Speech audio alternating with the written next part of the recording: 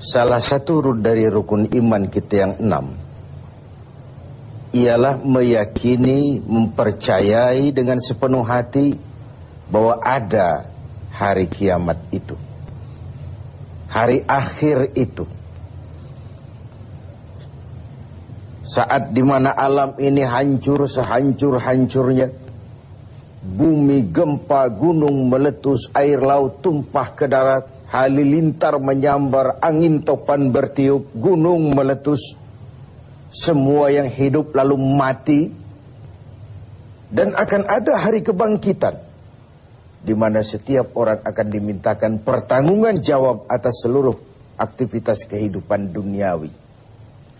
Nun di sana di padang mahsyar kelak, setiap orang sibuk dengan persoalannya masing-masing. Boleh jadi saudara tidak lagi sempat mengingat saudaranya. Bahkan anak tidak lagi bisa mengingat orang tuanya. Suami tidak lagi bisa membantu istrinya. Masing-masing orang sibuk dengan persoalannya sendiri-sendiri. Masing-masing orang khawatir untuk dimintakan pertanggungan jawab di hadapan Allah. Dikala itulah, menurut sebuah hadis, Rasulullah Shallallahu Alaihi Wasallam bersabda, nanti di padang mahsyar, dikala semua orang panik, dikala semua orang bingung, dikala semua orang sibuk dengan urusannya masing-masing, ada 7 macam manusia yang tenang-tenang saja. Orang lain kepanasan, mereka tidak. Orang lain panik, mereka ayem, tenang. Orang lain bingung, resah dan gelisah, mereka senyum. Kenapa? Karena mereka langsung berada di bawah perlindungan Allah Subhanahu wa ta'ala. Sebabnya apa? Karena ketika di dunia mereka juga jadi pelindung orang. Allah melindungi mereka di padang mahsyar nanti. Tidak ada kepanikan, tidak ada kekhawatiran, jauh dari rasa ketakutan. Sab'atun yuzilluhumullahu yawma la zilla illa zilluh. 7 macam manusia yang akan mendapat perlindungan langsung dari Allah pada hari yang memang tidak ada lagi perlindungan selain perlindungan Allah Subhanahu wa ta'ala. Siapa mereka? Mudah-mudahan kita termasuk salah satu di dalamnya. Yang pertama, orang yang akan mendapat perlindungan langsung dari Allah adalah imamun adil. Pemimpin yang adil. Pemimpin yang menaungi orang banyak. Maka wajar di akhirat nanti dia akan dinaungi dan dilindungi juga oleh Allah Subhanahu wa ta'ala. Di masa dewasa ini kita merasakan kita banyak punya penguasa tapi sedikit punya pemimpin. Kita banyak punya politisi tapi miskin negarawan. Kita banyak punya karyawan seni tapi sedikit sekali seniman. Nah, lalu siapa sebenarnya pemimpin itu? Setiap kita adalah pemimpin, dan setiap pemimpin akan dimintakan tanggung jawab tentang apa yang dipimpinnya. Pemimpin yang adil, baik dia memimpin rumah tangga, baik dia memimpin dirinya sendiri, baik dia memimpin kampungnya, lebih-lebih dia memimpin negaranya, maka dia akan mendapat perlindungan langsung dari Allah kalau berlaku adil. Orang Belanda bilang memimpin adalah jalan menderita. Nabi mengatakan sayyidul qaumi khadimuhum. Pemimpin suatu umat adalah pelayan bagi umat itu. Pemimpin rakyat adalah pelayan rakyat. Ini idealismenya, tapi realitasnya kan sering terbalik. Bahwa pemimpin adalah mereka yang selalu dilayani rakyat. Dibiayai dengan uang rakyat. Fasilitas hidupnya dijamin oleh rakyat yang bayar pajak segala macam. Karena itu kita berharap mudah-mudahan di negeri kita makin banyak lahir pemimpin-pemimpin yang adil, yang takut kepada Allah dan sayang kepada kita sebagai rakyat. Yang kedua, orang yang dilindungi Allah itu nanti syab nasya'a fi ibadatillah. Anak muda yang tekun beribadah kepada Allah. Kenapa tidak dikatakan orang tua? Kondisi psikis. Kalau ada orang tua tekun ibadah, eta mawayahna cek orang Jawa Barat. Lalarui sanjo kata orang Sumatera Barat. Memang sudah harusnya, hari sudah senja, nggak istimewa kalau orang tua rajin ibadah. Tapi anak muda yang tekun ibadah, darahnya masih mengalir dengan panas. Di benaknya masih sejuta keinginan bersemi. Dia bisa salurkan itu. Itu yang dicintai Allah. Dan nanti di akhirat akan mendapat perlindungan langsung dari Allah. Kita bersyukur oleh nuansa Ramadan. Anak-anak muda kita, selebritis kita, artis kita, pakaiannya menyesuaikan, jilbaban dan lain sebagainya. Mudah-mudahan tidak hanya sekedar mode Ramadanan. Lalu selesai Ramadan merdeka, kembali lagi buka-bukaan. Syab nasya'a fi ibadatillah. Anak muda yang tekun beribadah kepada Allah. Yang ketiga, rajulun qalbuhu mu'allakun bil masajid. Seseorang yang hatinya terpaut kepada masjid.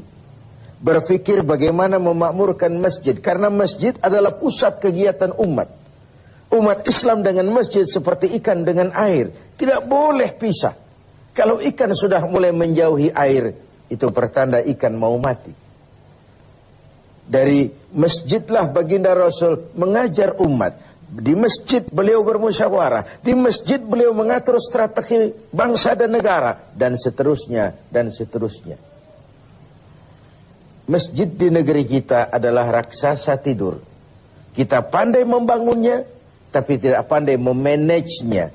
Sehingga bagaimana masjid menjadi tempat yang menarik dikunjungi orang. Dengan program-program yang rutin, menyentuh dan diperlukan oleh masyarakat. Masjid menjadi pusat kegiatan umat.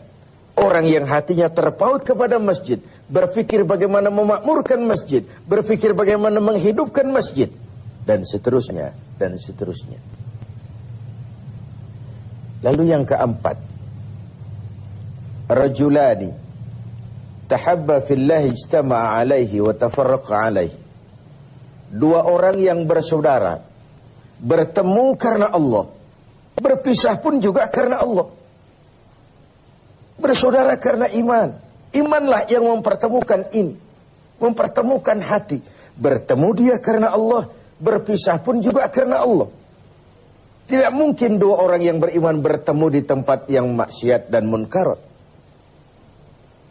Bertemu karena Allah. Kau di jalan Allah, kau saudara saya.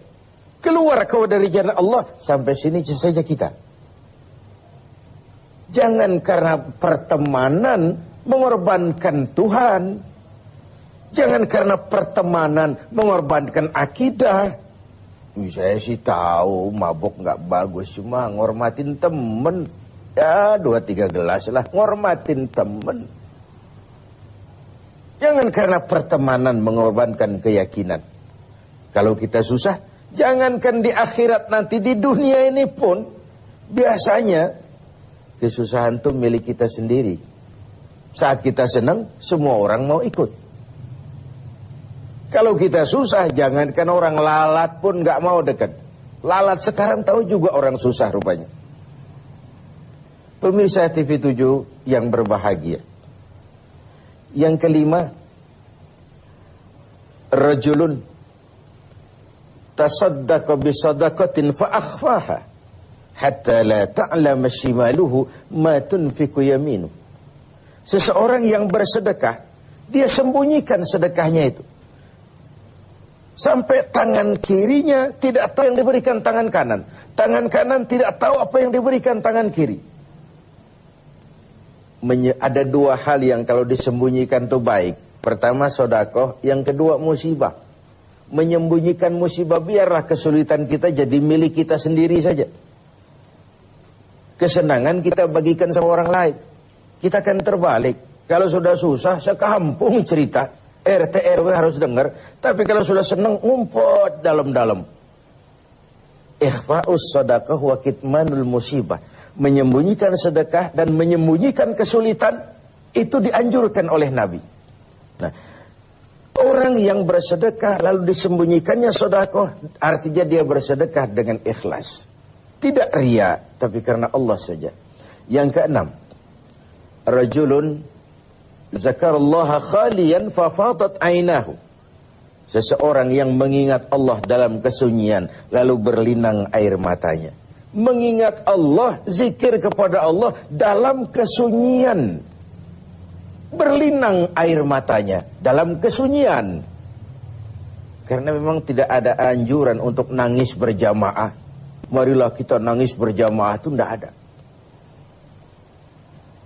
Seseorang yang ingat Allah dalam kesunyian. Yang ketujuh terakhir, rajulun da'athu imra'atun zatu mansibin wa jamalin ila nafsiha faqala inni akhafullaha rabbal alamin. Seorang laki-laki bermoral, anak muda, jejaka, tangguh, tegar, dipanggil oleh perempuan cantik, diajak berbuat selingkuh. Situasi mengizinkan, orang tidak seorang pun tahu. Tetapi dia berkata, maaf, saya bukan tidak mau sama kamu, saya takut kepada Allah. Saya takut kepada Allah. Sebagaimana kisah Yusuf dengan Zulaikha.